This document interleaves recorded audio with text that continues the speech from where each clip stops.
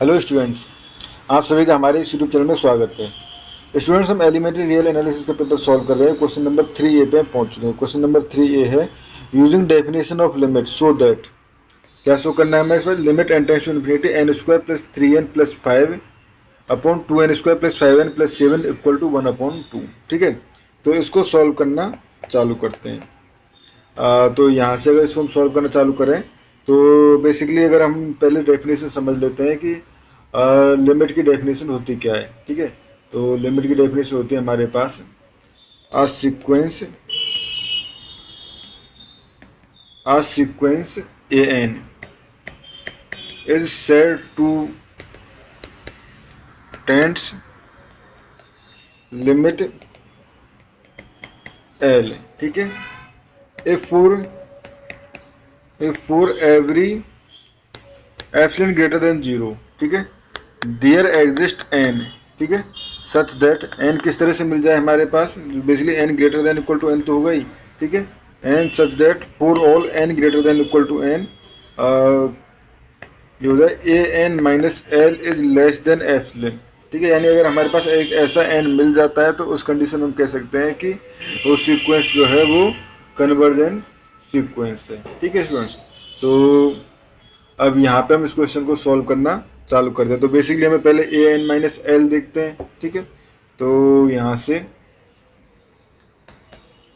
Given है हमारे पास L equal to 1/2, तो a n minus l equal to ये हो जाएगा हमारे पास mod of a n minus l दिख रहे हैं।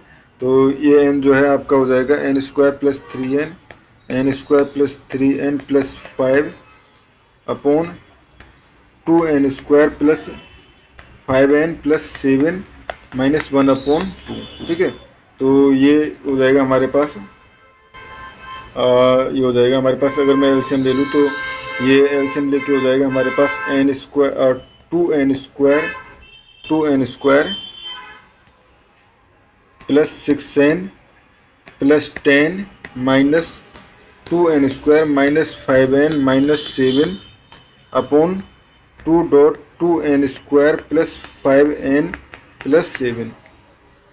ठीक है स्टूडेंट्स, तो यहाँ पे 2n स्क्वायर से 2n स्क्वायर कट गया, ये बच्चा हमारे पास ये बच गया हमारे पास बेसिकली n, क्योंकि यहाँ से और इससे इसकी और इसकी हेल्प से हमारे पास एक n बच जाएगा, तो n plus 3 upon n plus 3 upon 2.2n square plus 5n plus 7। ठीक है स्टूडेंट्स, अब यहाँ पे अगर देखें तो बेसिकली ये टर्म जो है लेस देन एप्सिलॉन, हमें एक ऐसा n चाहिए जो कि इस कंडीशन को सेटिस्फाई करता हो। ठीक है, तो अगर हम देखें तो for large n plus 3 upon 2.2n square plus 5n plus 7 is greater than equal to 0।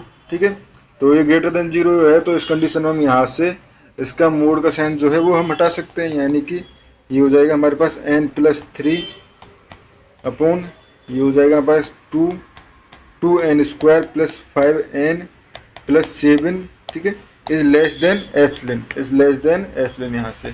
ठीक है, अब देखो इसके क्या फैक्टर बन सकते हैं, इसके क्या कोई फैक्टर बन सकते हैं। ठीक है, तो अगर कोई फैक्टर बन जाता है तो हमारे पास बहुत अच्छी बात है, कुछ कट पिट के आ जाएगा। ठीक है, अगर नहीं बनता है तो और भी अच्छी बात है। ठीक है, तो पहले देखते हैं 2 × 5 ये 14 होता है, सॉरी 14, तो n का अगर इसका फैक्टर देखें तो ये बन जाएगा basic 2n square plus 5n plus 7, तो इसका ये बन जाएगा हमारे पास फैक्टर क्या बनेगा? फैक्टर तो हमें लगता नहीं कुछ बन पाएगा, क्योंकि अगर 7 × 2 होता है, 7 × 2 बट माइनस करने पे फैक्टर नहीं बन रहा है इसका स्टूडेंट। ठीक है, फैक्टर नहीं बन रहा है, तो फैक्टर नहीं बन रहा है तो कोई दुख की बात है ही नहीं हमारे पास। ठीक है, तो अगर मुझे n की वैल्यू निकालनी है, ठीक है, तो देखो 2n स्क्वायर ठीक है प्लस 5n प्लस 7। ठीक है, ये टर्म जो है वो हमेशा ग्रेटर देन रहेगी 2n स्क्वायर से। ठीक है, ये टर्म जो है वो हमेशा ग्रेटर देन रहेगी 2n² से, क्योंकि n जो है वो ग्रेटर देन इक्वल टू 0 है। तो यहाँ से मैं कह सकता हूँ 1/2n² प्लस 5n प्लस 7 जो है वो लेस देन रहेगी 1/2n² से, लेस देन इक्वल टू रहेगी 1/2n² से। ठीक है, तो देखो ये टर्म जो है, इधर वाली टर्म जो पहले ही छोटी है, ठीक है, तो इसके लिए हम यहाँ पे कोई और छोटी टर्म रिप्लेस कर सकते हैं। सिमिलरली n+3 की जगह भी हम एक छोटी टर्म रिप्लेस कर देते हैं। ठीक है, तो ये हो जाएगा हमारे पास n+3 की जगह अभी हम रिप्लेस नहीं कर रहे हैं। ठीक है, तो ये हो जाएगा n+3 को इस तरह रख रहे हैं, और ये हो जाएगा n+3 is less then 2.2n² is less than epsilon. ठीक है, तो क्योंकि अभी तो कोई साइन में चेंज नहीं हुआ है, ठीक है, क्योंकि हमने सिर्फ छोटी की जगह इसकी जगह बस एक छोटा नंबर पुट किया है। ठीक है, ये हो गया हमारे पास। अब देखो n+3, ठीक है, n+3 जो है वो हमेशा लेस देन होता है 2n से for n greater than equal to 3, अगर हम बात करें, या हम कहें n एज n लार्ज।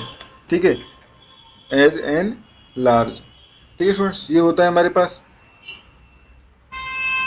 तो यहाँ से हम कर सकते हैं कि n+3 की, अगर देखो यहाँ पे हमारे पास n+3 जो है वो छोटा है, ठीक है, और ये टर्म जो है वो बड़ा हो जाएगा, 2n जो है वो टर्म हमारे पास बड़ा हो जाएगा। तो यहाँ से मैं लिख सकता हूँ 2n/2, बेसिकली हम बड़ा नंबर ले रहे हैं। ठीक है, तो 2.2n²। ठीक है, 2.2n²।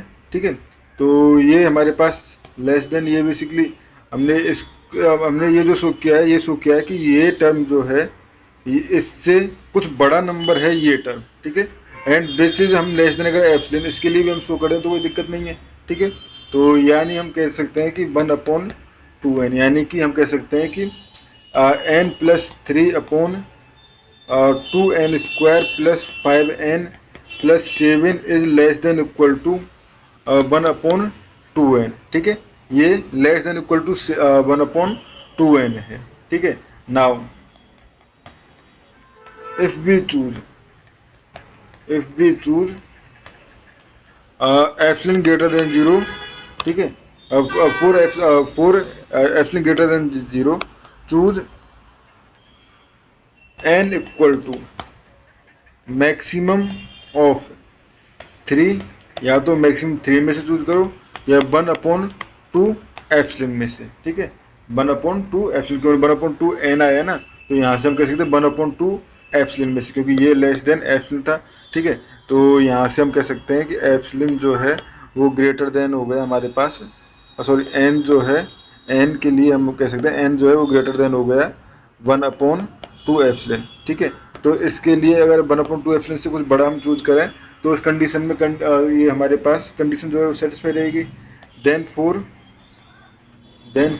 All n greater than equal to n, an-1/2 less than, ठीक है, लेस देन 1/2n रहेगा, विच इज लेस देन 1/2n। ठीक है, which is less than epsilon. ठीक है स्टूडेंट्स, तो यहाँ से हम कह सकते हैं implies limit n tends to infinity an tends to 1/2। ठीक है, हेंस प्रूव। ठीक है स्टूडेंट्स, इस क्वेश्चन में हमें इतना ही प्रूव करना था। Thank you.